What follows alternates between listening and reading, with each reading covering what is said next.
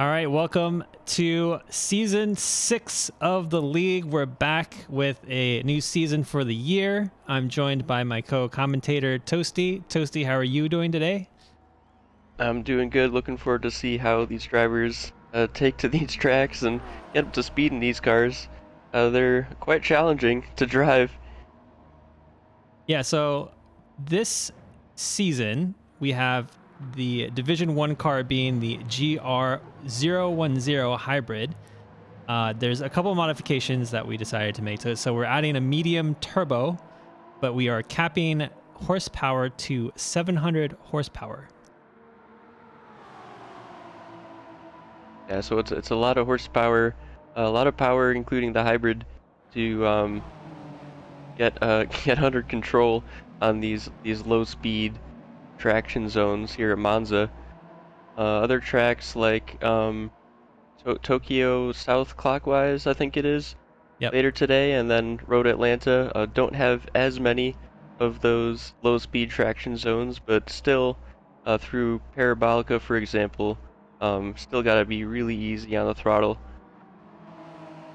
Yeah, and I think Make sure those. the track selection is pretty good for like testing the different capabilities of this car and the drivers. I think Monza is like a good high speed track with a lot of chicanes, like slow turns. We have the Tokyo South, which is like almost like a high risk, high stakes kind of place where there's like no margin for error on the turns. And then we have Road Atlanta, which is kind of like a mix between the two. So I think it's going to be a pretty good like test essentially to evaluate like the drivers for D1. Yeah, the Tokyo South track almost reminds me of if you're familiar with an F1, either Jeddah or Miami. It has these long sweeping S's, but then once in a while a very, very tight corner that seems to just come out of nowhere. Yep. That'll be fun to see the drivers tackle that track. But Monza for now looks like they're in practice, so we can kind of cycle through which drivers are here.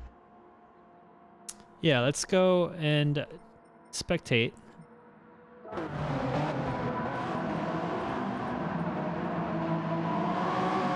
So, for those who are unfamiliar with the format of our league system, we have 2 divisions. So, Division 1 being the upper division where the car is a little bit more difficult to drive, has more power, and maybe more downforce at the same time. And then Division 2 is like a lower powered car, and we run this qualifying shootout at the beginning of the season to determine who is in the Division 1 group versus the Division 2. And Toasty, I'm sure you have a lot to say about the division and the division system since you've been participating in the league for the past, 3 seasons? Yeah, it's a really cool system the way we've been doing it. It's a bit different this time, but previously it's been drivers paired together based on their speed. Fastest driver in one division will be paired with the slowest driver of that division, and then we have a team that is across the 2 divisions. We're doing it a little bit differently this time, where there's a driver and car draft sort of set up this time around.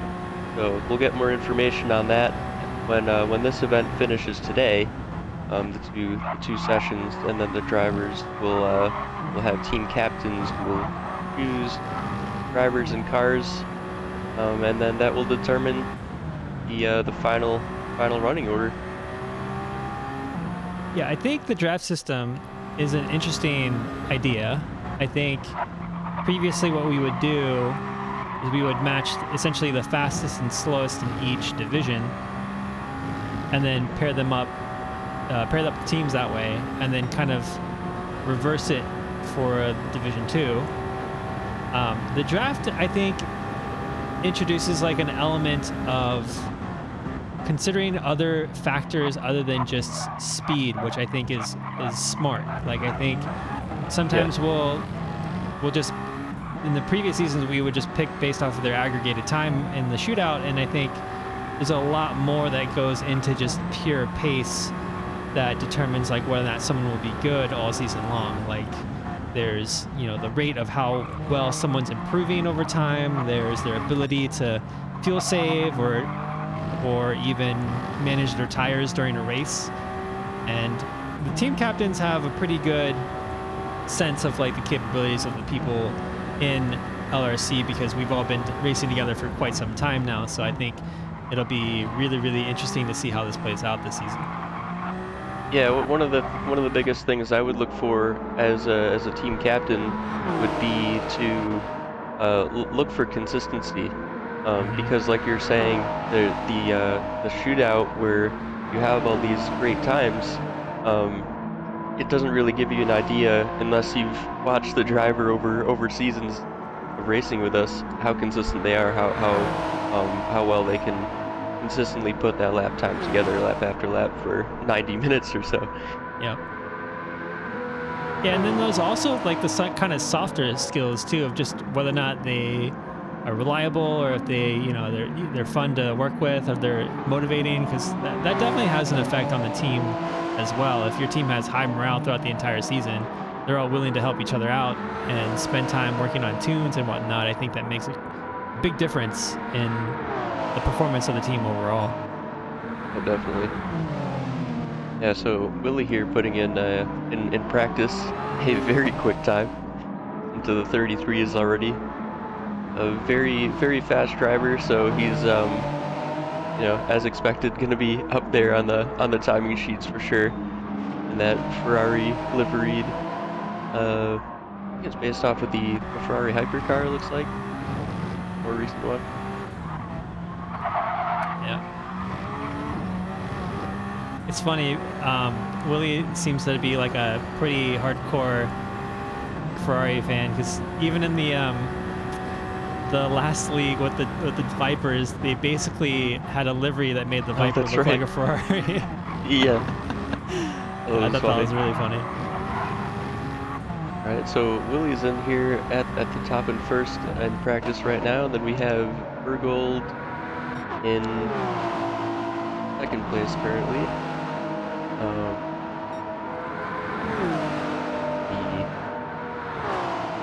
That car is green. That's what I can see right now. It's actually a call out to My Chemical Romance, and Oh, that's right.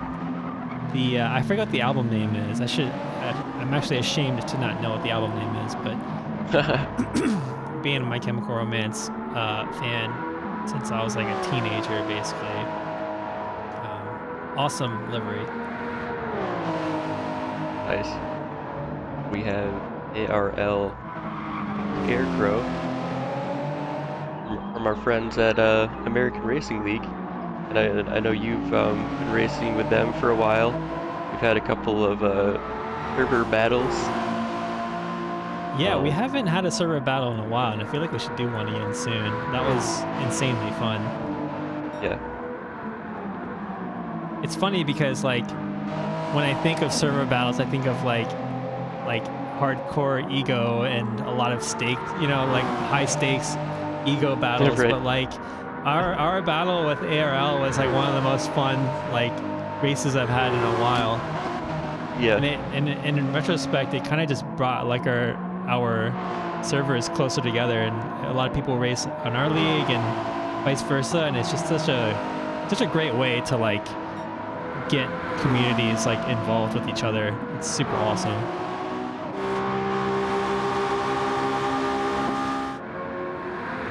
Next we have ES Love in a very bright green and purple chrome Joker livery.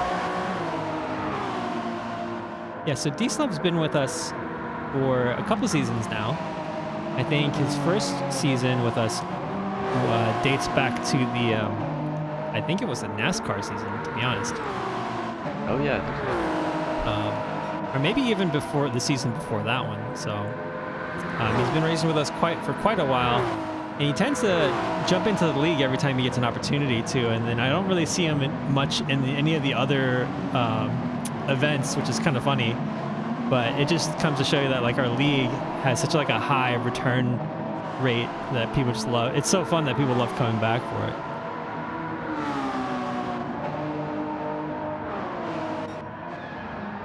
So we got Cecil Turtle, also been with us for a few seasons as well. I think Cecil has been with us since also division, or I think season 3 actually, so also the NASCAR League. Now when I think about it, a lot of the drivers that were here basically started during the NASCAR League, which is really funny. Yeah. And now they're driving prototypes on Monza. Right. Yeah, it's such a funny evolution. But yeah, Cecil's been with us, and he's been teammates actually. He was in teammates with Willie last season, and so hopefully we might see them pair up again in this season if things turn out well.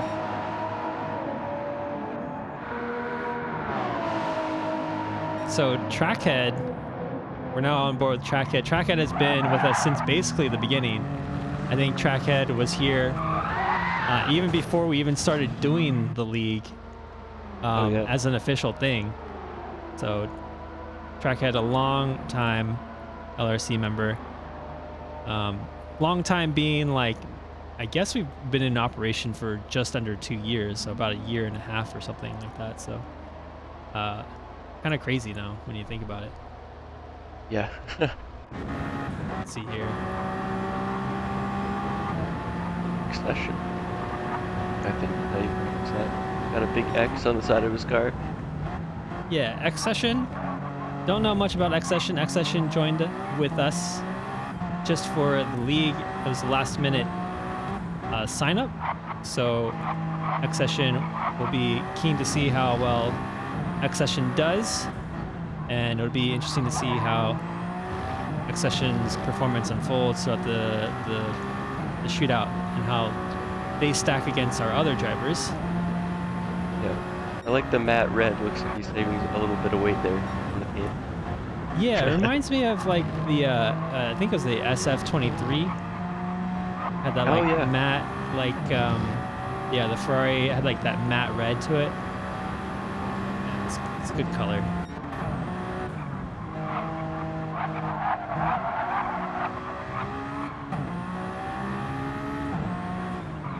Well, Jacob then, the blue and yellow Michelin. It almost looks like a it's an IKEA 2005 Renault inspired. Oh, you're right, IKEA. It does look like the Renault inspired livery from like the Alonso era. Right? Yeah. At first glance. Yeah, little Jacob has been in the LRC for quite a while as well. Yeah, looking at most of the roster for this session, it looks like most of the people have been here for quite a while, at least, you know, like a couple of seasons. I think X Session's the only new person in this session that's with us. So then there's Ads as well. So Ads, our resident UK driver. He has been with us pretty much since, I think, season 2. Ad's looking to put in a solid performance today. We have Token Timmy. Token Timmy's been kind of absent from LRC for a little while, and he's making a comeback to, I think he's been out for like a couple seasons now.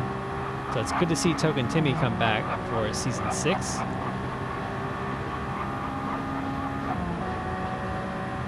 And then, let's see here. So Rhodes, you did 2 learning sessions and then went AFK for 4 months. Wait, so Rhodes, what's your GT7 name?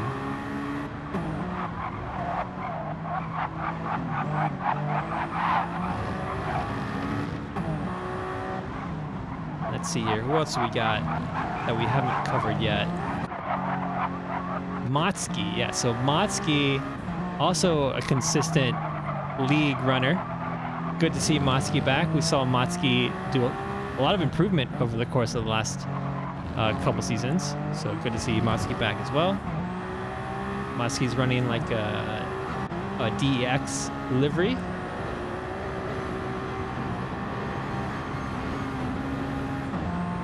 I want to know why the zoom is so finicky. Yeah, I think it's running into the camera's running into the walls, the track wall Yeah. barriers. And I think Kilpros is the only one we haven't focused on here. In the pink Cadillac inspired car.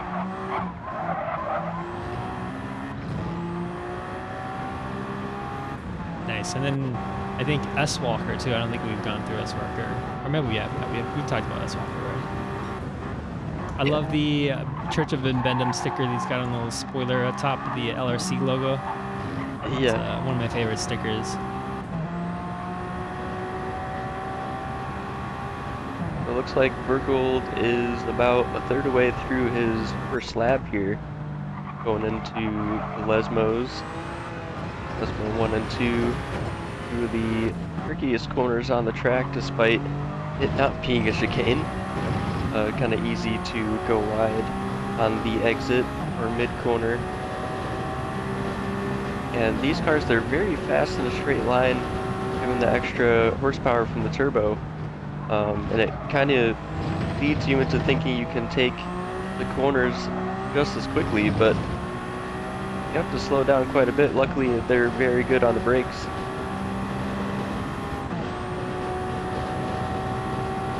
See what gear he takes. Parabolica here, drops down into third. Takes a nice wide exit. Now Willie's gonna get a nice slipstream here, going down to turn 1. Nearly into the 33s already, Willie.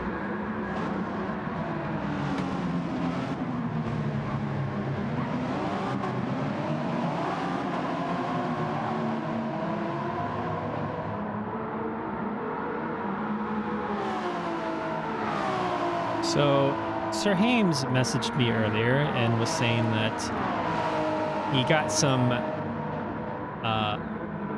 data from Willie earlier around fastest lap times they could expect today. Oh. So I think we're looking at a potential 1 minute and 33.5 today. Although Sir Hames had told me that Willie thinks that he'd be lucky to hit those today. So 133.5 it seems for Atlanta.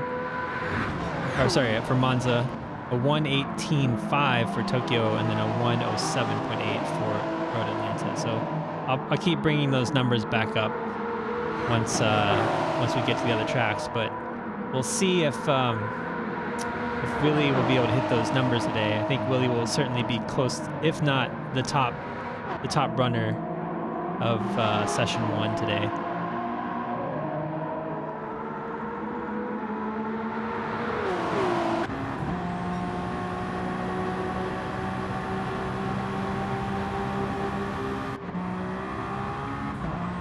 Yeah, he's pushing Bergold through at this point, through the lap.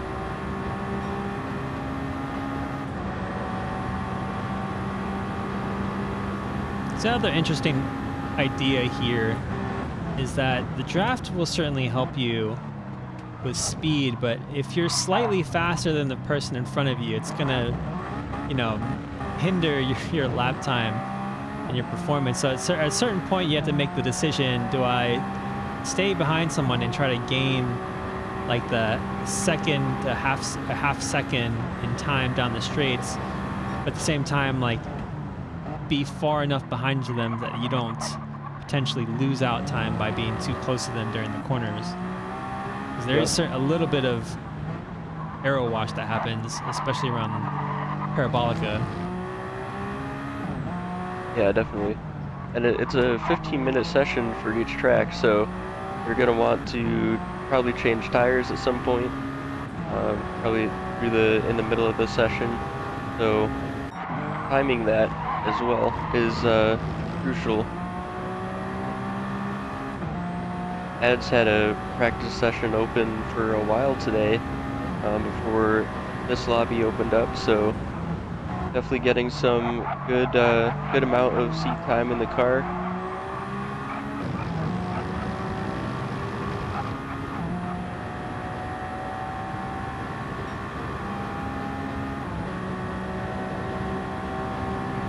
A pretty tight field here between 4th, 5th, and 6th. So Ads, Scarecrow, and Trackhead. The gap between Ads and Scarecrow is only 0.076, and then the gap between Scarecrow and Trackhead is less than a tenth. So that's pretty tight. And then all the way to 10th place, it's very close. It's about 2/10 or less between each of them. Wow, that's really interesting. I actually anticipated the gap being much higher due to the fact that the car is a lot more powerful and it has a bit more downforce compared to what we usually run in the league.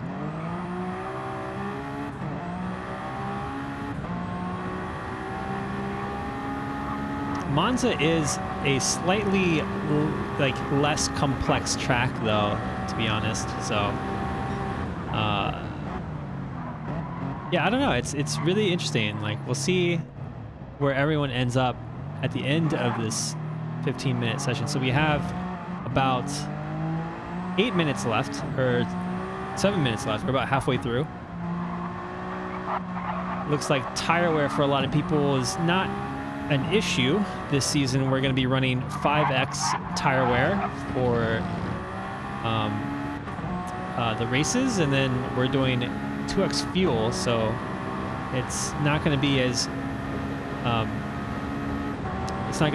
an important part of the strategy as it was last season. We had the Vipers. The tire wear actually started at, I think it was started at 8x, and then we ended up bumping it down to, I think, 6 at some point.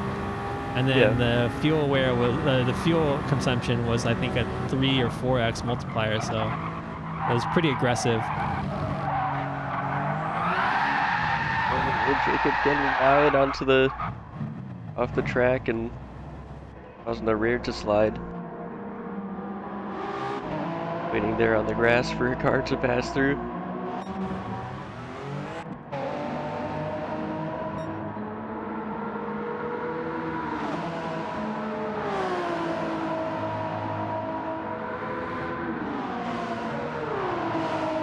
Good heads up moment there by little Jacob. Even though the session time is winding down, he didn't immediately try and get back out there. Was cautious of oncoming cars.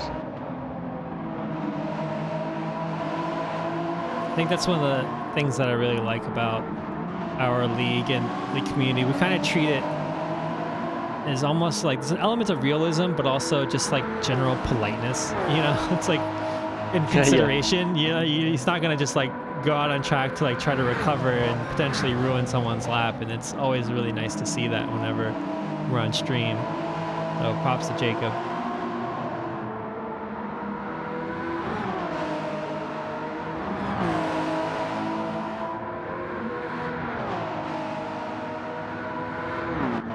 So another interesting aspect of the league this season, we have full tuning available for the drivers. So the drivers will be responsible for tuning not only the downforce and the suspensions of the car, but also the transmission this time around, which is something that we don't normally do. But yeah, so the drivers and the captains will have to plan essentially every race and tweak their cars and tune their cars along with the transmission tuning and the gear tuning. So that's also going to be a pretty big factor in terms of speed. And then what's interesting too is that tuning was also allowed and enabled for the shootout as well. So I think it's kind of interesting to see that the people who spent time tuning their cars and tuning the transmissions and whatnot for these shootouts are likely to have better times as well. And so the tuning capacity or the capabilities of the drivers are kind of almost factored into their times for this shootout. Yeah, it's a big part of it. If you have a good setup on a car, it's a huge advantage. So does make sense that it would be allowed in the qualifying to factor that in, like you were saying.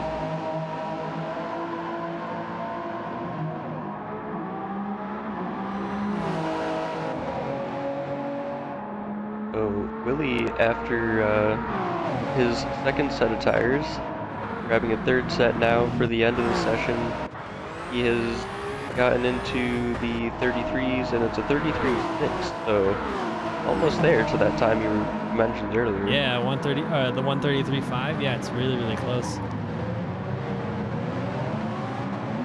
So look at this. Walker jumps into second at some point.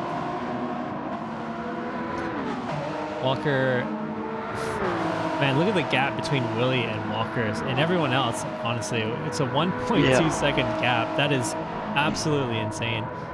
So for those unfamiliar, Willie won our last season, the Drivers' Championship of Season 5, and he's coming back strong in Season 6.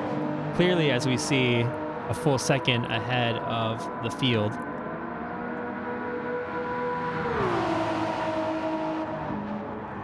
Yeah, he really knows the ins and outs of the tuning in this game. Doesn't really look at the values as the numbers, the values in tuning, as kind of more abstract, and just kind of what goes up, what goes down, and it works out for him. You look at his setups, and he has these really wonky looking numbers, but it makes the car drive so much better. Yeah, I remember seeing some of his tunes and sometimes got really confused as to why they were the way they were, but they definitely worked. Like we saw that, we saw evidence of that during the league, so he definitely knows what he's doing.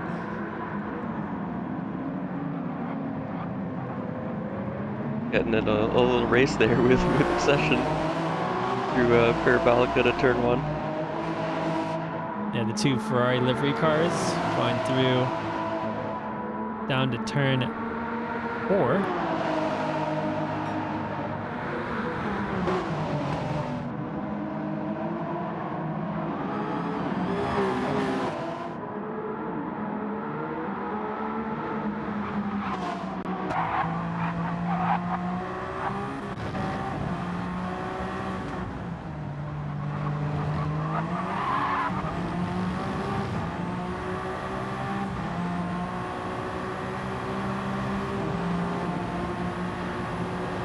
Will gives him gives his Ferrari partner a little bump draft there going into Ascari.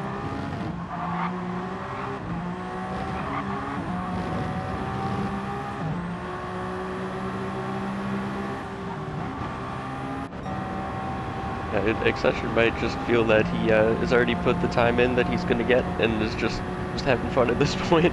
Yeah. While Willie is put in the fastest time and just wants the racing to start already. He's like, let's go. Motsky just got sent into the Shadow Realm. Oh no. He's back though. No damage on the car. I think, is there even damage enabled for the shootout? I actually don't know. There is, yeah. I saw Motsky have some damage earlier on. He had to, I think he opted to pit to fix it. That was interesting. He didn't pick up any damage from that interaction there. I think it was Vergold that ran into him? Yeah, Vergold like just slammed into his rear and like launched Motsky through the first chicane, but like Motsky didn't have any damage, so I don't know what happened there. Neither does Vergold. That's interesting. Yeah, it's really weird. So the session timer is up. They're on their final lap now. Some drivers doing 10 laps in the 15-minute session, so if anyone's on improvements here.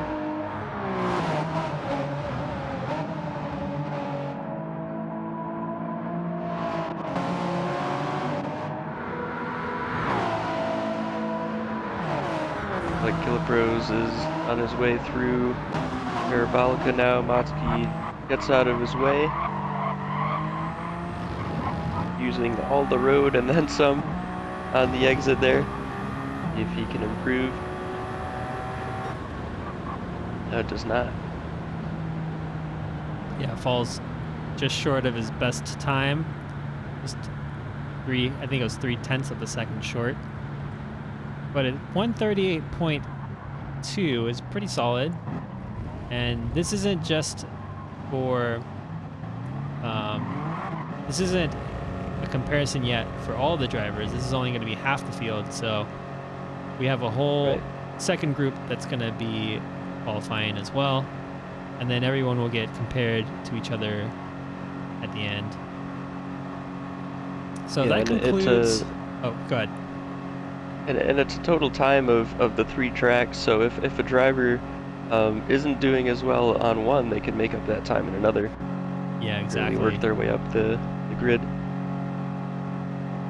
So that concludes our first track. Let's just go over the current order. So Willie, that 133.6 seems to be the time to take the what would be essentially a pole position. Looking at the times here, he's a full second ahead of Walker, who ended up second in the qualifying session. Vergold in third, just about 0.3 of a second behind Walker. And then we got Scarecrow showing a solid fourth position, another about 0.4 of a second behind Vergold. And it seems like everyone's kind of spread out about 2 to 0.3 of a second up until I think maybe 7th place. So Ads is in 5th, Trackhead with a pretty decent performance here at 6th place. Accession 7th, Cecil in 8th, D-Slove 9th, Mosky 10th, Killapros in 11th, 12th, Token Timmy, and then Little Jacob in 13th. And again, like the actual position here is not what matters, it's their actual time. And as what you mentioned earlier, Toasty, it's you can make up your aggregate time by doing better in another track. So if you're kind of weak in one track and better in another, it'll kind of normalize after we've done all 3. Almost reminds me of stages in a rally. It's kind of like a yeah. road rally.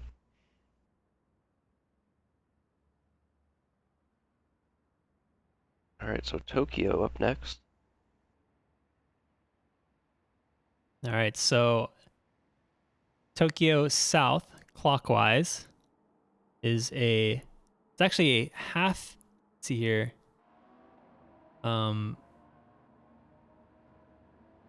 It's 15 turns. The first sector being a very fast kind of like fast corner, high speed cornering section with 4 turns. Kind of reminds me of I don't know, something like the S's at Road Atlanta, maybe. And then you have that like panhandle that goes out to turn 5. And then we have this incredibly long straight down the backside of the track. And then another high-speed right-hander at turn 11. And we have turns 12, 13, and 14, the chicane, before we reach the last fast right-hander of turn 15 to go back through the start-finish line. Yeah. And if you're a little lost with these corners, it might help to know that the pit exit comes out halfway through the lap. So the start-finish line is on the left side of the track map there. Yeah, that's right. So the pit lane is right at the little tip of the panhandle, and then the start finish line is on the left side of the track, right in the middle of that straight. So it's a really interesting pit lane as well. So like in an actual race, if you ever done it, like you pit into that pit stop, the delta is incredibly small. Like you go into the pit lane and then you're like immediately serviced, and then once you're done serviced, you're like immediately back out on track. There's no travel time between like the entrance of the pit and the exit. It's like really funny. Yeah, it almost looks like you're driving into a parking garage, and then, Yeah, then it you're does. suddenly Yeah, it does. suddenly in a paddock pit It's like the box. fastest parking garage of all time. You just like you go in, you're immediately at your stall to get serviced, and then you're immediately pushed back out. It's the Japanese and their efficiency around parking. Yeah, it's probably quite high cost compared to how long you stay in there. Yeah, yeah, like $100 per hour parking. Yeah.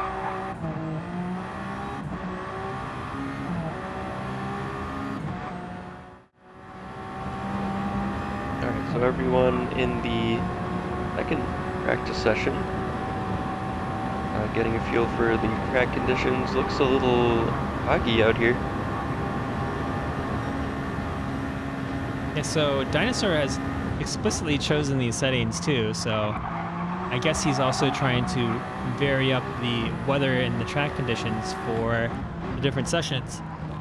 And what's interesting is the track surface for Tokyo is like slightly less grip than what you get in normal like tracks. I feel like the surface of the track here is definitely way more slippery. It's like just less grippy in general. There aren't defined racing lines. Like there's no rubber lines like embedded into the track. Right. And then yeah, it just like the concrete parts. I don't know if there's any concrete parts on this one, but like the concrete parts feel a lot less grippy than a normal track. Like you understeer quite a bit in a lot of the turns. Yeah, I don't think there's any of those on here, but there's a lot of little sections where it's kind of like where a bridge expands. In the winter, you have those little you know what I'm talking about, the metal strips in the overpasses.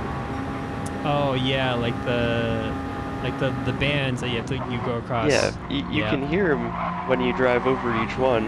Yep. And I feel like those are a little bit slippy if you have a rear tire on those when you're hard on the throttle, especially if the car isn't straight. And the other aspect too is the walls on this track, right? There's no room for error. So the minute you touch the wall, Right. you lose a couple tenths. And I think the choice might have been intentional from Dinosaur. So Dinosaur is our race organizer. I think he intentionally chose this track to test the ability of our drivers to push it to the limit without actually exceeding the limit on this track. Yeah. Yeah, and the weather, like you were saying before, the surface is already slippery because it's a road, it's a highway really. So there's no rubbered-in racing line. The cool weather on the track right now is just accentuating that really. Yeah, and in the past, Dinosaur has done like a qualifying session where there was rain, and I think that is a similar thing that he wanted to do with this, but maybe not to that extreme where you have less grip than normal, and that's something that you have to, be conscious of as a driver. But I think going full-on rain session for qualifying sometimes is a little too has too much of an influence, basically, I think, in terms of people's times. Because like the time differential for like doing poorly on a rain track just kind of like overcompensates or overpowers how well you do on dry ones. And so I think the choice to explicitly leave out a rain session, I think, was a smart one for this time around. Yeah, and I guess during the season, if there's a chance of rain on a couple tracks, and it's not a guarantee, then it's not doesn't make as much sense, I feel like, to include that as a guarantee in the qualifying. Yeah, exactly. But it was fun when I did it. Yeah, I mean it's interesting because rain. So I love racing in the rain, and rain's like one of my favorite things, and it's such a nuanced aspect of racing that makes it way more exciting and like way more like interesting in my opinion in terms of like what is the ideal way to get your car around the track. Yep. But you know, it's not everyone's cup of tea, and I understand that, and it's extremely difficult a lot for some situations where the car is extremely powerful and there's no traction control, which is a requirement for the league. So there's no traction control allowed at all for our races for the league in both divisions, actually. So I can understand how that sometimes is it's a little too much to have rain. Yeah, it's a bit of a steep learning curve if if you're used to using traction control on these sort of cars, and then rain is also in the mix, then it's a it's a bit daunting, I guess. Yeah. One thing about Tokyo, if you ever need to race on this track or any of these tracks in the rain, because there's no rubbered-in racing line, the wet line that you would normally take on a circuit doesn't really apply. So it's kind of interesting. Oh yeah, that's a good point. So basically, the dry line is the same as the wet line. Yeah. Yeah, it makes a lot of sense. Unless if there's like different surface textures on different parts of the highway, but I doubt that's the case in GT7. I was thinking like maybe if, you know how like see all the painted lines on the outside there, if like maybe the painted lines require like give a little bit less grip than the non-painted ones. I don't think that's the case in GT7, but in real life it could actually make a huge difference, like driving over painted lines like that versus non-painted lines. Oh yeah. Yeah, I'm sure the marbles on the side of the racing line still make a difference though. Yeah, that's true.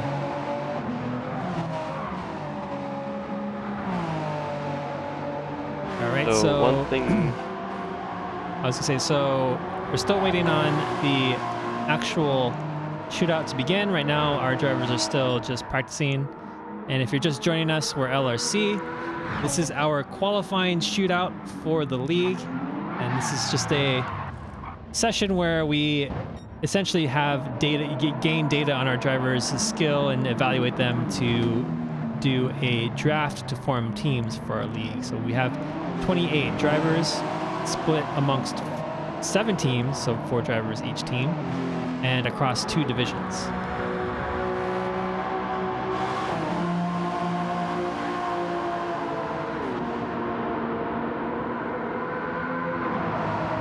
One thing to look out for here, I don't know where, I think it was, I can't remember what driver it was now, but someone got a penalty, and the penalty where you serve it is right before the start-finish line.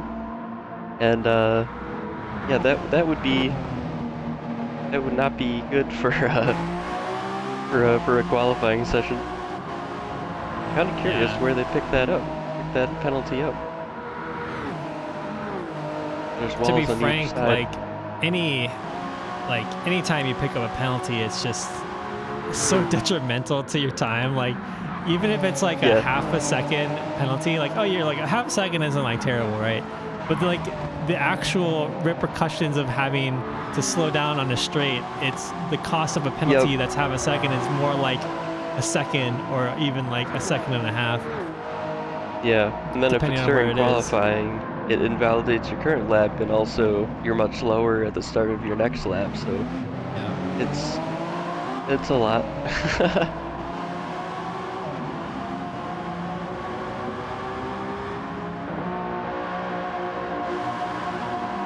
You should add, Sir Road says, you should add voice channels to the Discord so drivers can use it to hop into lobbies to chat while driving. So right now we have a PSN party for the league, and it's unfortunately important for everyone to be in there because we use a virtual safety car system. So if there's an incident on the track, we have a protocol where if there's any cars that pick up damage, they basically type in, I think it's just G in the chat. Yep. And then if there's more than, I think there's 2 or more of those in chat, our race organizer will begin the VSC protocol. And essentially what that is for us is just whatever car is in the lead will become the safety car and just drive around the track till we're all ready to go.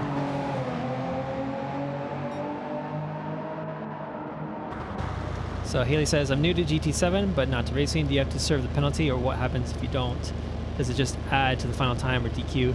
Yeah, so when you cross the penalty designation line in GT7, it automatically slows the car down for you. And so you don't really have much of a choice. Like once you cross that line, it just slows your car down for whatever amount of seconds that it has listed there. But if you, for example, like pick up a penalty on your last lap and you picked it up past the penalty serving line, it'll double the penalty after you've crossed the finish line. So if you have like half a second of a penalty and you finish the race, or like let's say you cut the last corner on your race and you pick up a half a second penalty, it'll add 1 second to your time of like that lap. So whoever finishes behind you within that time will basically finish ahead of you. Right, which could be 3 or 4 people, depending on how close the field is. Yeah, if it's like NASCAR, like it's probably like 8 people.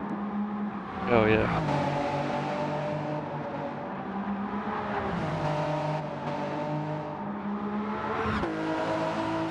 So it looks like Dinosaur gave the 2-minute warning about a minute ago, so we'll be going pretty soon for the qualifying session.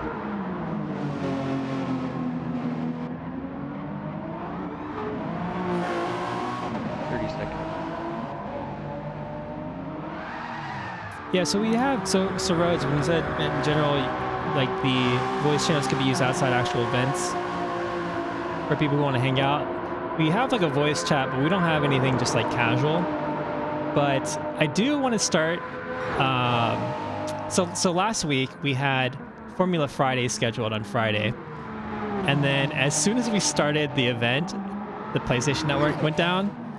And so we were just kind of sitting there. Everyone who was like ready to go, ready to race the new Formula car, basically just had to sit around and wait for it to come back. So once we kind of decided that it wasn't going to come back anytime soon, we did a movie night with using Discord and streaming like YouTube videos to like the paddock. It was really funny. But it's a cool format. So like I played like a video that it's kind of like a docu-series about the GTR and its history, and it was cool because I would just basically stream it, and then everyone could just like chat in the chat message channel. It's called the Paddock is the channel that it's called in Discord. We all just sat there just like watching this thing together and just like commenting on it, and it was like really, really fun. And it wasn't like we weren't like actively racing or anything, but I think that's something I would want to do as a kind of like a more social event more often. That's awesome. Yeah, I think I really want to do that more often, and I think maybe next week or something we'll start something up. But yeah, it was super fun. Virgold leaving the pits first once again, and then it's the Danger Days album cover. Yes, Danger Days. Right, yes. So Haley asked, is 5/10 the smallest penalty you can get? Yes, that is the smallest incremental penalty you can pick up in GT7. And it's actually funny. So the most that you can get, if Little Goron, if you're watching, you would be able to answer this question, but I think it was something like 20 seconds or something. They were, they actually had a group. It was more like 30. Was it 30? Yeah, they actually had a group. They called themselves called the Penalty Hunters, and they'd go around every track to find out what's the highest penalty you could pick up. Yeah, it's super funny. Yeah, they had to race to the next zone that they could get a penalty, so it kept stacking. I think the biggest penalty section was the spoon turn around like the streets of Willow. If you like cut that, it gives you like 30 seconds or something. It's absolutely hilarious. But like the fact that they had to find that, and they purposely went around every track to like cut every corner to see which one gave them the most penalties is really, really funny in itself. That's some dedication. Yeah. Ooh. Willie was expecting Virgil to go a bit quicker into that S section and didn't anticipate the drop in speed. Ended up tagging the back of Virgil's car there, sending him into a spin.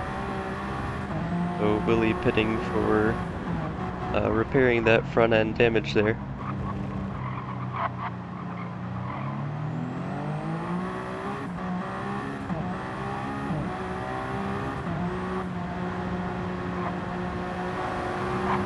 Yeah, PSN VC is like is not ideal in a lot of our use cases too.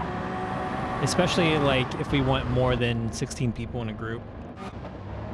I think for like when we run ACC events, like you can have way more than 16 people, and so we use Discord for those. We've been wanting to use Discord for more events and stuff too, even for racing events, just because of the limit. And for whatever reason, the voice quality for Discord is just much better. Yeah.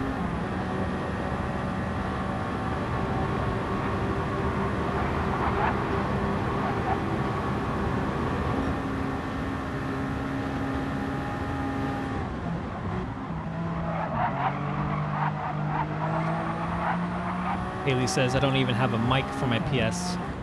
I don't even think it would work on it. Yeah, having a mic is not necessary, actually, for a lot of our events. Basically, all you really need to do is just be able to hear whoever's organizing the event, typically. So, like, when we haven't done these recently, but we do like Wednesday Academy sessions where, like, we kind of treat it like a racing school, and we'll do different, like, drills and exercises. And as long as you can hear whoever's running the session, that's all that really matters. You could use text chat too. A lot of people here will use text chat, but will be in like the voice chat party so they can hear other people, but they'll respond in text. And then we have Dutra, who's like uses text to speech too. I was just gonna mention really that. Yeah.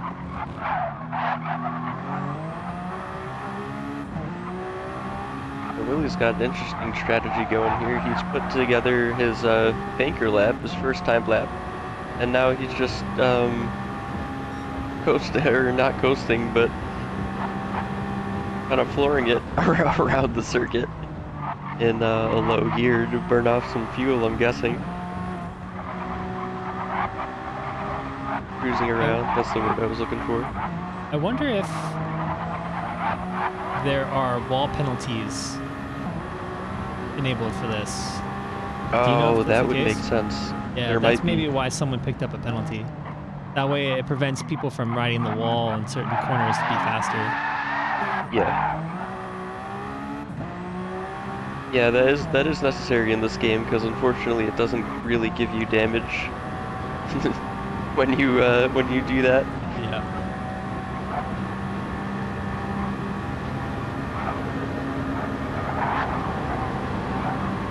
Dinosaur has always said if this game allowed you to brake more on the car, he would have that option on.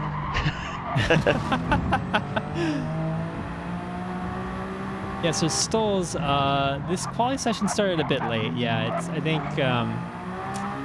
we started maybe like 10 to 15 minutes behind schedule, but I think maybe Dinosaur has baked that in terms of the time allocation for Group 1. So I think Group 2 might be able to start on time still.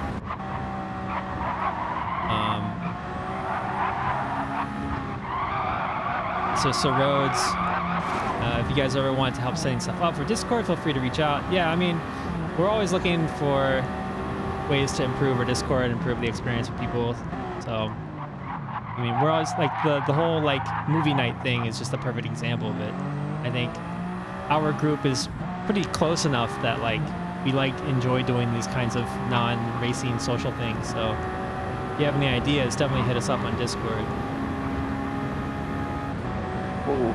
So, I was on board with Motsky. He just improved his time by 3 seconds, I think, 3.1, which really helps his total time.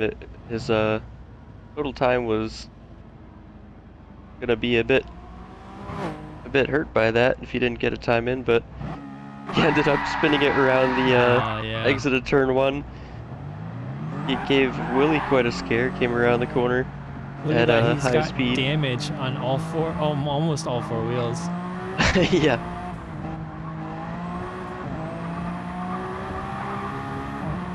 Did get a lap in though, so that's good. He's still got 7 minutes or so left in the session, and the pits are right around this hairpin, so Oh, I don't think he knows that. He might have missed him. Yeah, it's like, or maybe he's just gonna, maybe he's done qualifying. Maybe he's like, that's it. That's gonna be as fast as I can go. No, he just realized. Yeah, he's probably just asked in the chat, where are they?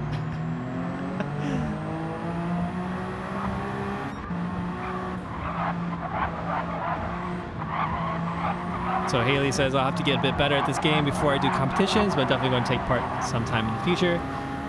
So we have all skill levels in the league, and anywhere between like beginner level to like, you know, super advanced. Like Willie is probably like extremely advanced, but I mean, pretty much anyone at any level can participate. We even have, this season we're doing something called Academy League, and it's meant for people who want to become, you know, want to get into competition and want to get started, but are kind of, you know, not sure or unsure of themselves or unsure of their skills or their performance. And, you know, we kind of take like a collaborative approach to getting everyone up to speed or helping them improve in a collaborative way. So it's one of the reasons why we run the league in teams, so that the captains can help the people in the lower division or their teammates with strategy, you know, racecraft or pace or consistency. So it's always going to be like a situation where everyone's trying to help each other out. So, and then also our events outside of the league as well are very geared towards, you know, helping each other improve, but without that sort of toxic or, you know, hyper competitive attitude. Yeah.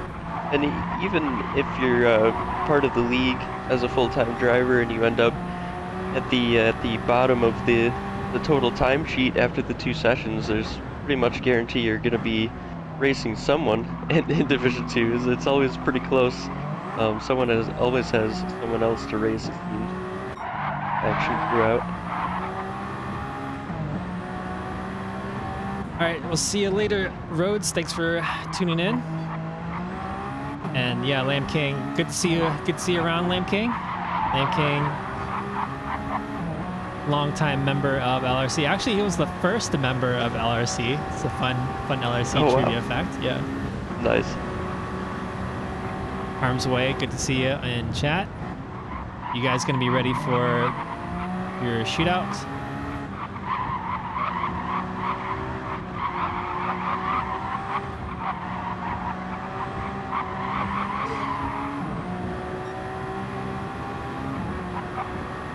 Haley says, yeah, it's cool. I just don't know the mechanics and physics very well yet. I just like to know what I'm doing, that's all. I don't have to be good at it. That's pretty funny. I mean, that's the other thing too. Yeah, like, we don't all have to be like Willie in the league or in terms of sim racing.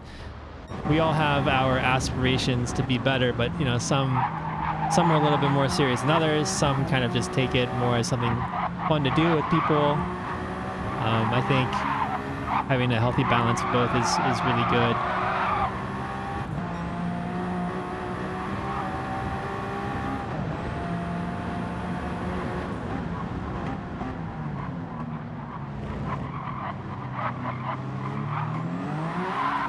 Taking a look at all the drivers here, seeing who's improving. Looks like Motsky is improving by 0.2 so far, so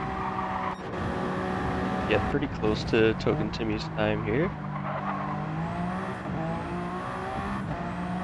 Using all of the exit space available on that chicane, going over the curb a little bit close to the wall. When he does Increased improve. by, yeah, 5.5 tenths. Up into 11th for him. So cutting down that total time that we're going to be referencing at the end of the 2 sessions. So let's see where Token Timmy's at. So Token Timmy does not improve on his time. He's a couple of tenths short. And he's only actually 3 tenths behind Motsky, so it's some pretty good competition there between the two at the back of the grid. Killer Pros right now, a solid 7 tenths of a second ahead of Motsky. So yeah, I think he had just spun the car on the exit of the last corner. He's got some front end damage on the car, so I don't know if he's going to be able to improve with that damage on there or have enough time to repair it, but we'll see. He's looking for the pits. Yep, there we go. I love watching the pit animation, especially for this one. It's like they were talking earlier, it's just a garage, and it's like, how do they fit 12 teams in there in that tiny little garage to get the car in and out like that so quickly? It's like they teleport them to different levels. Yeah, exactly. Fastest valet service ever. Driver swap. I guess it's like, if it's like parking garage, maybe there's like, you know, pit stalls like on the both left and right of the pit lane, you know? Yeah. And maybe that's like the efficiency behind it. But Kill Pros doesn't even change tires through that pit stop. I noticed that, yeah. Just went through the pits for no apparent reason, I guess. Yeah, maybe that was on accident. I accidentally selected don't change on the tires. Yeah, kind of in a rush to get through, trying to, oh no, on a rush to get on the throttle, and that's no good. That's the session over, I think. Oh yeah. Oh, it was the damage. You just went in to repair the damage. Okay. Yeah. But so Motsky has jumped up into 10th. So Motsky putting in a PB with a 122.5 jumps up in 10th. I think Cecil will try to get one more lap in. I don't know if he's going to have the time. There's only 10 seconds left. Let's see here. We got a struggle going over here between Jacob and I think that was Vergold and Accession. We got a little bit of contact there. So a little bit of confusion. And so little Jacob actually has damage on that front left and the front spoiler, so I would imagine it'll be a little difficult for him to beat his PB. Yeah, this track's certainly difficult, not only with the track limits and where to push with the walls, but also with visibility of these big, tall barriers, and it's no matter what view you're racing in, difficult to tell if there's a car or two sideways on the track around a corner. Yeah, for sure. Oh, so Harm's Way, I forgot that you aren't running in the league this season. So it's going to be nice. You're going to be stewarding, right? Are you going to be stewarding with me? And Toasty, are you going to be stewarding as well, or do you not want to? I don't think I'm going to be a steward, but I'll be a reserve driver if needed, and then a academy coach. Okay, so cool. I'm wearing several hats this season. It looks like Scarecrow improved by 2 tenths or so, but that moved him up 4 spaces, I think, from 5th to 2nd. Yeah, just ahead of Trackhead. But again, it's crazy. Like, look at Willie's time. So Willie is a full 2 seconds ahead of the rest of the field. The 118.4. Yeah, that's crazy. That's insane.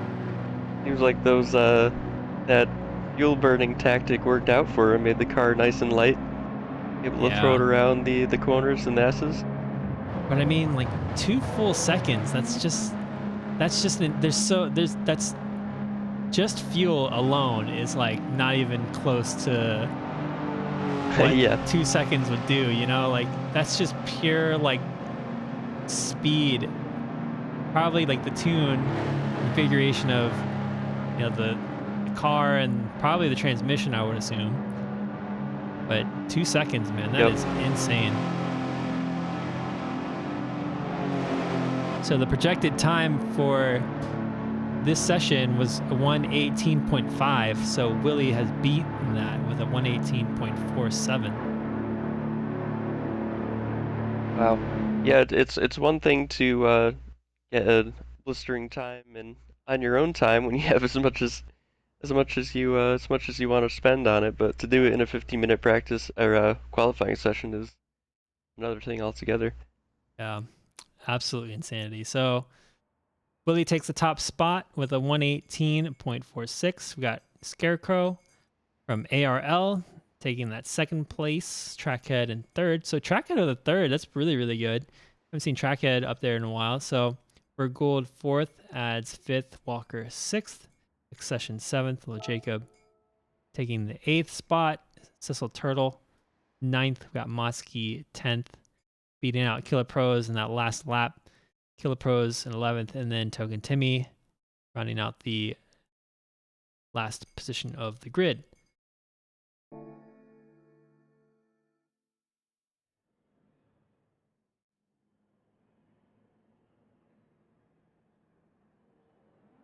So Haley says, is there no pit entry exit speeds? You just go full send and it does it automatically? Yes, that is correct. You can literally just go into the pits at 100 miles an hour if you wanted to, and it will automatically just be okay. It'll like slow you down automatically.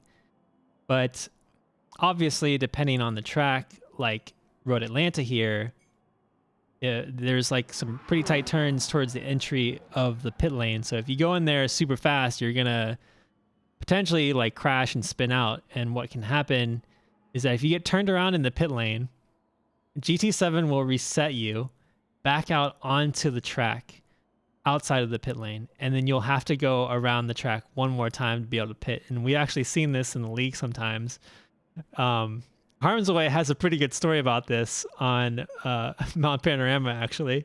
But basically what happens, if you get messed up in the pit lane, the game will potentially reset you and make you go all the way back around to enter the pit lane correctly. And sometimes this could be just a race-ending mistake because you might not have enough fuel to go back around. Yeah. There's also the pit exit line, the pit entry line to contend with. Sometimes it feels like it's its own opponent. That's true, yeah. So if you cross the pit entry or the pit exit line, that's a 3-second penalty that GT7 will give you. And then again, like we were talking about earlier, like it's just 3 seconds slowing down, and the effect of the 3-second penalty is more like a 5-second penalty because it makes you slow down on a straight.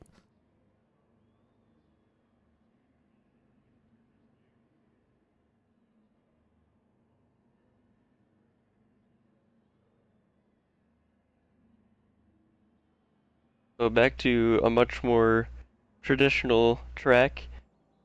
This one with herbs and grass. Yeah. Some couple good sand old traps. runoff areas. Yeah, there we go. Yeah. So Harmzoy, we definitely have a steward slot open right now. I think it's just me. I think it's Show Me, and then potentially you, and so 3 would be the ideal number.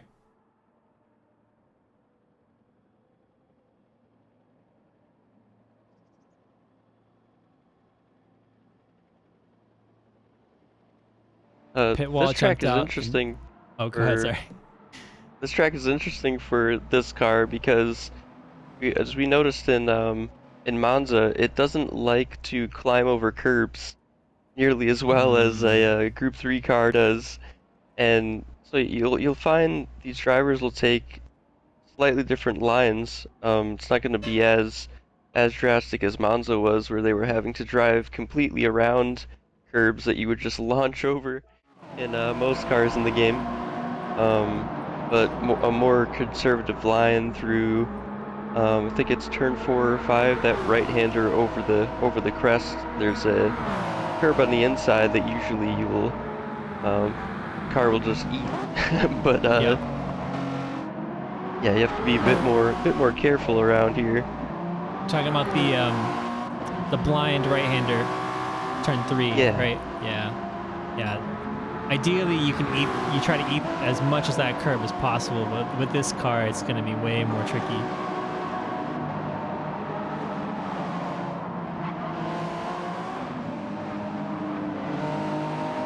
So I was gonna say earlier, Harm's Way was talking about his pit wall entry mistake. He says the pit wall jumped out and bit me right in the buttocks. It I really don't know did. if I really don't know if that's how it actually happened, Harm's Way, but okay, we'll take your word for It it. was the hitbox, at least, of the pit wall. We all looked at the replay and we're like, how? What? Yeah. So the predicted Willie time for Road Atlanta is going to be 107.8. So Dutra, you're well, 105 is a little aggressive. I think a 105, but I don't know. We'll see. Willie is a monster. We'll see if he gets a 105.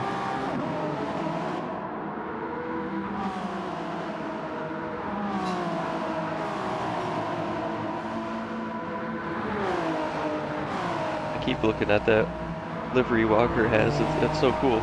It's like a color shifting paint underneath, like almost like a zebra or a tiger stripe. It's like a Dude, subtle difference to color, but it looks so cool. GT7 is incredible with like the rendering of the cars and the paints. It's just like it's unmatched. Like Yeah. the past couple weeks I've been Whoa. like, oh my goodness. It's that curb compliance we're talking about earlier. I think you got onto the curb there on the last turn and settled the car. But I was saying earlier, like iRacing and even ACC, it's just like the graphics are just so bad sometimes. Like it's distracting, you know, and it takes away from the immersion quite a bit. And I just really wish other games put as much detail into rendering the cars and the paints as these other games did.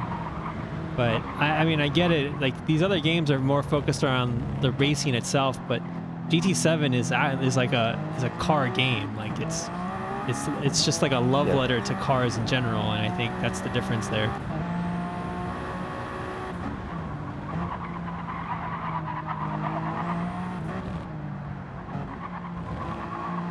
Yeah, I think part of it, a lot of the appeal of this game is just the sheer variety of cars.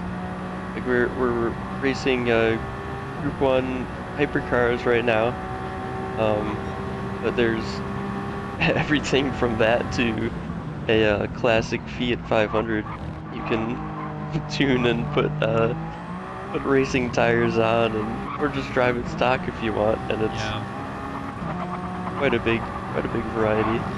And the attention to detail is also absolutely insane. Like if you ever get the chance to use VR with GT7 and you get to sit inside of the cockpit of a lot of these cars, like everything is modeled so well. Like the texture, the materials, like the shine, the way they reflect light, like the panels, like it's absolutely insane. Oh yeah. Like the fact that you can sit in like 1976 Le Mans like Mark 1 Ford car, like it's just it's incredible. Like I'll never get that opportunity in real life, but like GT7 will give me the closest I can get to that, to sit in like a historical car like that. Right. As if it was new, just made. Yeah, exactly. It's incredible. Yeah, I'm looking forward to when I can try some sort of VR. And people wonder why it takes so long to add new cars to the game, and that's why. It's because they put such a crazy level of detail into each one of them. They actually have the car in their studio where they make all this stuff and take into account every angle. And we can see, as we were talking earlier, a lot of drivers are having difficulty with the car balance and having it unsettled with the curbs. So Road Atlanta being a car that's heavily dependent on being able to abuse the curves as much as possible, I think those who have set up the car appropriately to be able to handle the curves as much as possible will benefit the most. And I sure as hell know that Willie has set up the car that way for Road Atlanta. Yeah, I saw he was taking some curbs quite aggressively in Monza. Well, definitely attributed to as fast as he was there. Able to straight line some chicanes a lot more than other cars were. Yeah, so Willie, if that's you saying, as soon as I turn my head in VR, I want to puke. It's I was initially like that actually when I first started using VR, and then every like day I'd basically do like 10 to 15 minutes of VR, and I slowly built up like a tolerance for it, and it's definitely doable. Like if you're sensitive to motion sickness, with VR, which I definitely was, it's something that you can definitely overcome with training, basically. And it's actually funny, it's helped me in real life too. Like whenever I get in situations where I would normally get motion sickness, I think I'm less susceptible to it because of VR now. That's amazing. Yeah, it's really funny. Because of racing and GT7. Yep. Yeah. Yeah, because I guess once you're used to going up and down the corkscrew at Laguna Seca in a Group 3 car, you're like, oh yeah, everything else is fine. Yep. Yeah, or like the Alsace test track. Oh yeah, that's an extreme for sure. Yeah.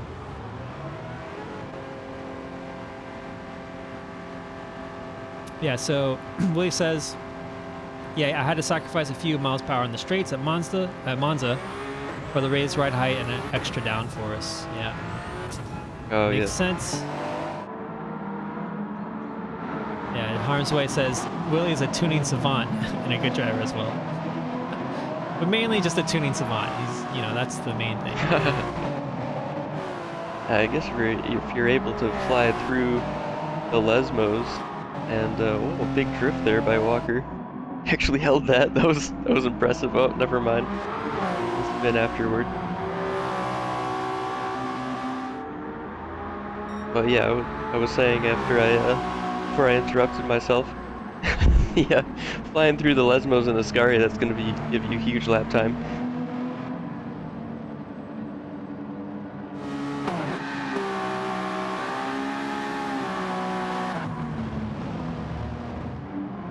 Alright, so we got the 30-second warning from Dinosaur. Whoa, see that? Scarecrow's car just like did like an ollie above the the cone there. That was really funny.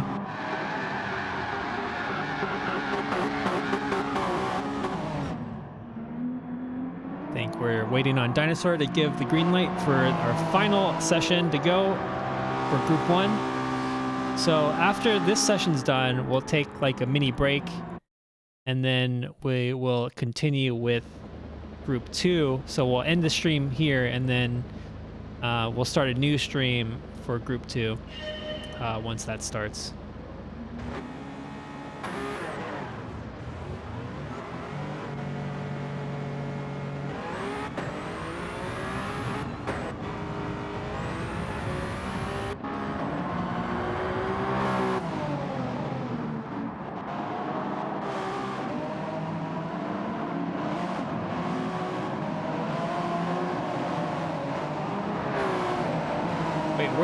Willie, are you just in chat? Are you even like... Oh, there you go. Okay, yeah. So he's on track.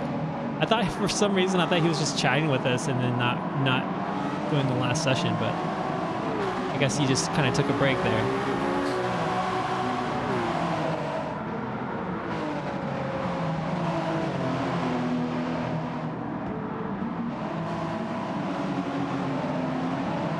So Walker, the first one out of the pits this time around.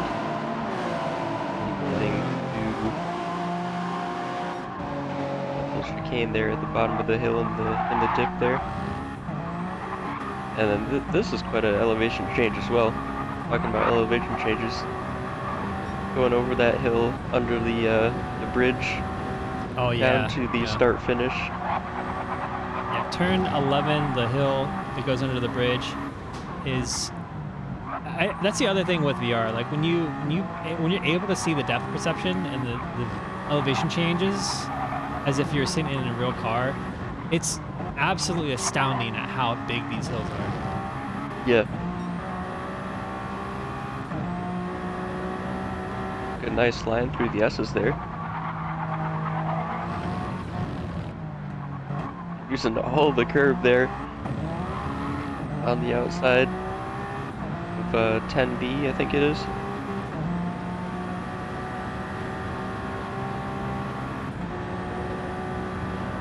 Now let's see what kind of speed he gets here at the end of the straight. 194 miles per hour. Goes Went a little deep into 10A. Yep. Losing a little bit of that's exit 10A. speed.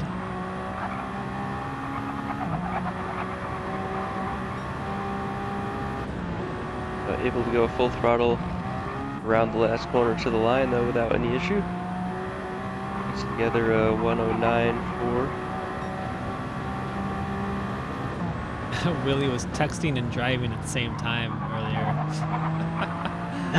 That's absolutely wild.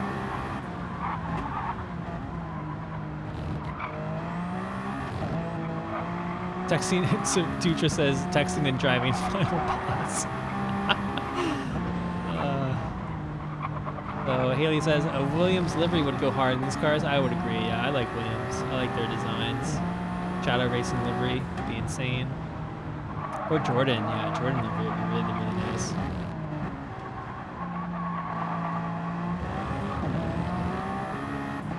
How are you guys feeling about the Formula One season this year? Got any I think opinions? it's gonna be good. I'm looking forward to it.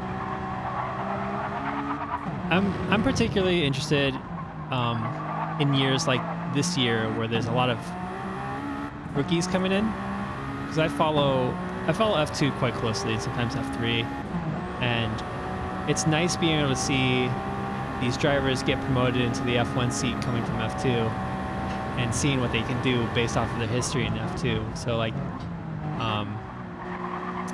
Gabriel Borletto, for example, he's a Brazilian kid who won F3 in his rookie year and then won F2 in his rookie year as well. And he's now driving for, unfortunately, Sauber, but he was part of the McLaren Driver Academy.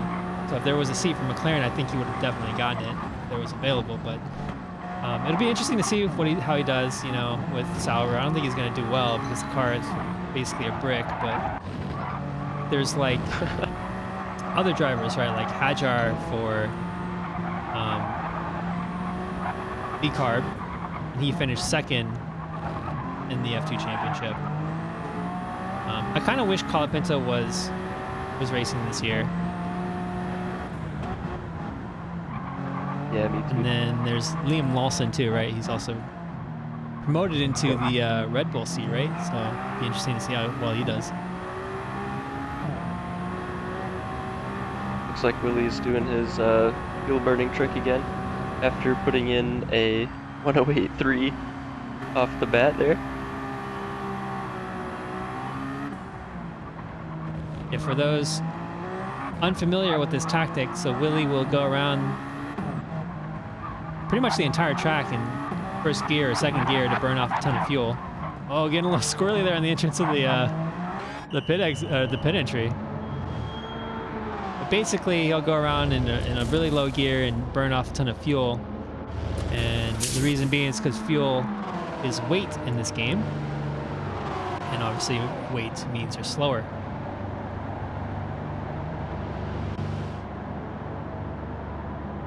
It's more of a difference than you would expect for the weight, how much that takes into account, because at Spa, for example, going up the Kemmel Straight after Eau Rouge, it's a huge difference.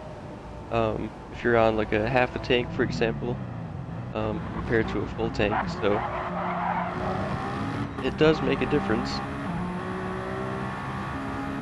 Right, I'd imagine that could be like the difference between not being able to go through a Rouge flat out versus like half throttle, and Yeah, I mean, there's being at the beginning of the long, I think it's a Kimmel straight, right? Like yep, it's a huge time loss.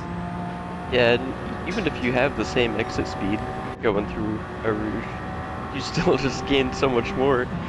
Yeah, just from the weight alone, yeah.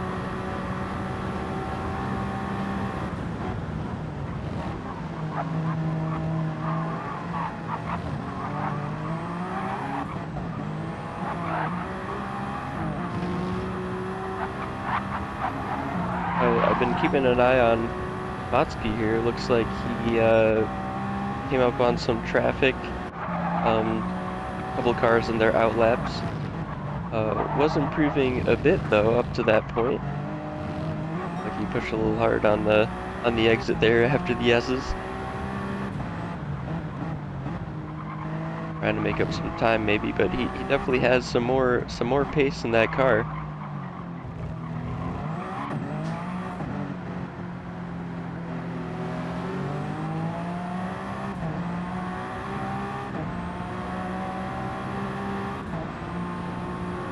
That was Ads just passing him there. Looks like he's on a flying lap as well.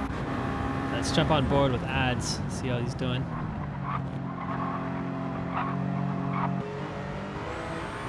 Currently in 10th place, 1.5 seconds to 9th. Oh, getting a little squirrely there.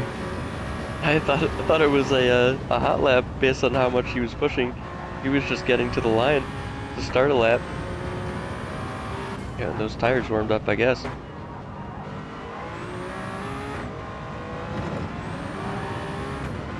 Pro staying nicely out of the way there. And make sure he stays in the track limits. I think that was that's just gonna be close. Barely. That's just gonna barely be close. Yeah, if he hasn't picked up the penalty by now, then I think he was safe. Yeah, that was right on the limit for sure.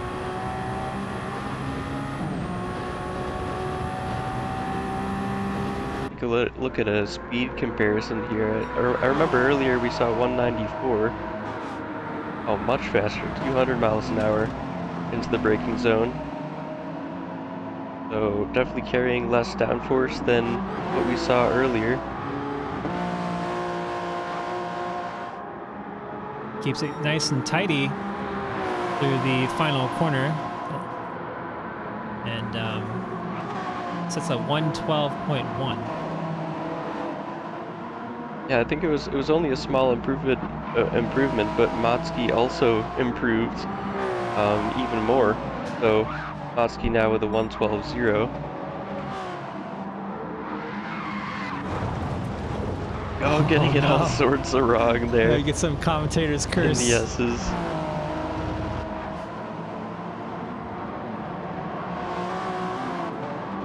So Haley asks, is there any real difference from running bumper or hood cam? Personally, I don't know which I like more. I would assume that's the best view to use for visibility. So when you think about hood cam, I think hood cam is a little bit better for visibility because you're on top of the car basically. Gives you more visibility into who's beside you. Bumper cam is a little more restrictive in that regard, I think. But yeah, I think most players tend to use. Oh, I guess maybe not. So Lamb King uses bumper cam. Yeah, there's a few drivers in LRC who use bumper cam. I'm kind of half and half between the hood cam, what I call the roof cam, and the cockpit, depending on what car I'm driving, and what kind of race it is. Oh, interesting. So you'll actually use the cockpit view on once in a while, flat yeah. screen. Yep. Yeah, I'm trying to get used to it for ACC. Yeah. The downside with GT7 is they don't have the same like FOV settings as you would for a game like ACC. Yeah, I think they need to do a little bit better with that, because like they model the interior of the car so well. I don't understand why you wouldn't be able to set the FOV like better. Right. Oh yeah, if GT7 had ACC's view settings, that would be amazing. Yeah.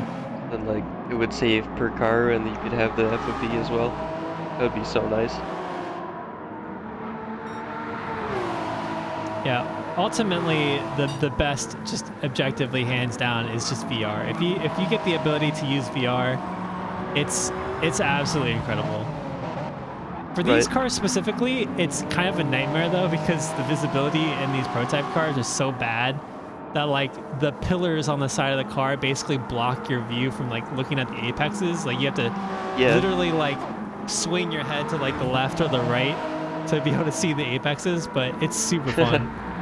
Which you wouldn't be able to do in the car, because you have the big the sides of the 5-point harness racing seats on. Yeah, like, you're fixed in there. Like so realistically you can't even do that. It's kind of the same with like the Formula cars. Like you can kind of like move your head like almost outside of the cockpit a little bit. Yep, clip it through the halo. Yeah, but it's cool though, because in the Formula cars especially, what I like about it is that when you race with a halo, the halo is like operates as intended. Like you kind of see through the halo because of your depth perception, and it's like a really cool effect that you have whenever you're using the Formula car. And I understand now like how it doesn't impede a driver's vision as nearly as you think it does when you use it in VR. But like obviously in cockpit view, right, you don't have that effect, so it's just like this massive pillar in your face. Yeah. It looks like Willie is responding to a quick time that Walker has put down here. So Walker did not the difference here. The difference in the time, maybe a 108.6, low 108.6. So whether he's responding to Walker's time or just feeling the need to go even faster, Willie has taken another set of tires and is doing another lap here at the end.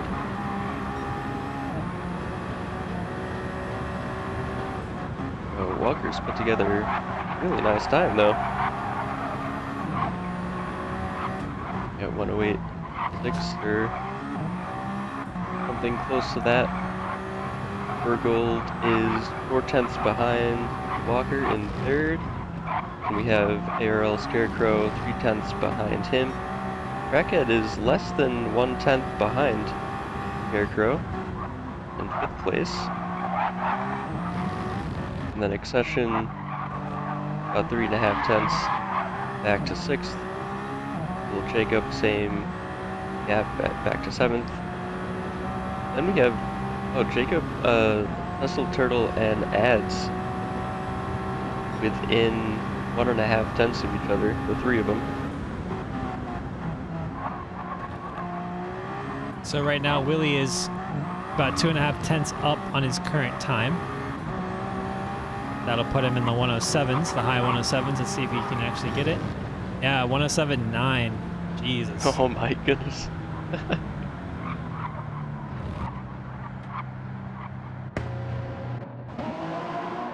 And that will do it for Willie. I think that was the last lap too for Willie. And it'll be the last lap for the rest of the cars on track. So we're on board with Cecil Turtle right now. Currently has damage on that front right and the front bumper or wing. Yeah, Jacob is in the gravel trap meanwhile, so look like either of them will improve, and Ads is in the pits after. Whoa! What happened there? Like, did you see that? Like Motsky just like materialized in front of Cecil out of nowhere. Oh, after he crossed the line, or? Yeah, hold on, let me show you this replay. Like it's... Watch this. No. Yeah, that's some lag there on the server.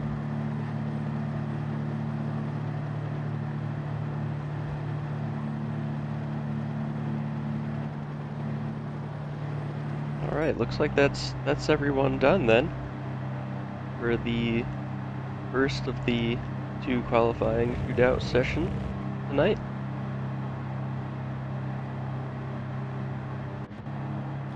Yeah, so this will conclude our group 1 for our qualifying session. There's no like separation in terms of skill between the 2 groups. It's just a pure logistical scheduling thing. So Willie being the fastest in group 1 doesn't necessarily mean he'll be the fastest overall. But judging based on his time, he's certainly way up there, and I wouldn't be surprised if he is the fastest overall. But Yeah, the same good logic chance, I'd applies to say. everyone. Yeah.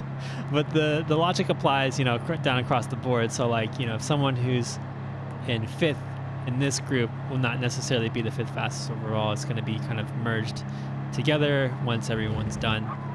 But it's kind of cool seeing the names up here. So like Walker being 2nd right now, Vergold 3rd. We got Scarecrow putting in a solid performance.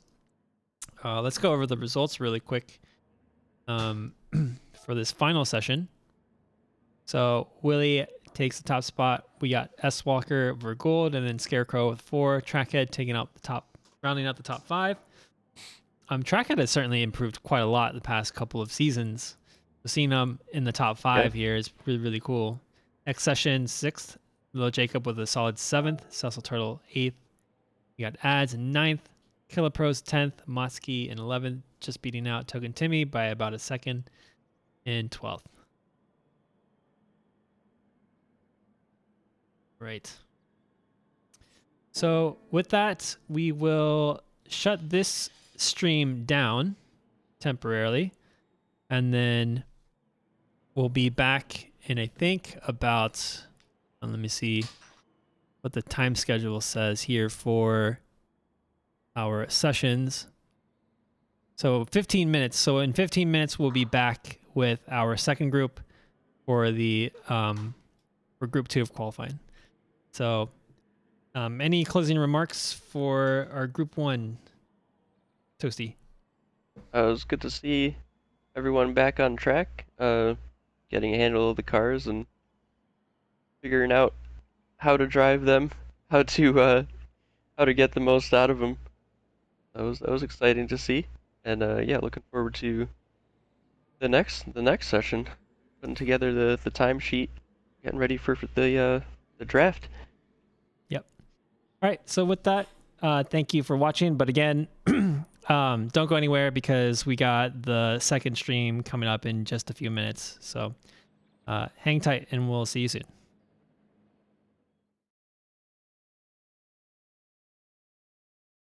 All right.